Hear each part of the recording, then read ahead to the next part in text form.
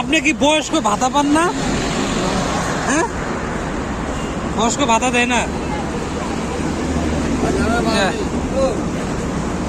আপনাদেরকে যাকে দেখাচ্ছি উনি একজন সৎ ব্যবসায়ী, বয়স হয়ে গেছে 70-এর উপরে, 2টা ছেলে আছে, তারপরেও তার এই জিনিসগুলো নিয়ে ব্যবসা করা লাগছে। ঠিক আছে, এইখানে কত টাকার জিনিস আছে টোটাল আপনার?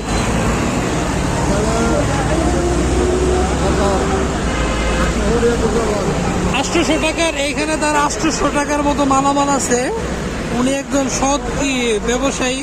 আসলে প্রত্যেকটা মানুষেরই উচিত তার এই বৃদ্ধ বয়সে তার পিতামাতাকে দেখশন করা। তার 2টা ছেলে আছে, কিন্তু দুঃখের বিষয় ছেলে 2টা তাকে দেখে না, অথচ ঠিক আছে সে সৎভাবে ব্যবসা করতেছে। অনেক মন্ত্রী এমপি তো চুরি জারি করে দেশটাকে শেষ করে দিচ্ছে, উনি সততার সহিত ব্যবসা করতেছে।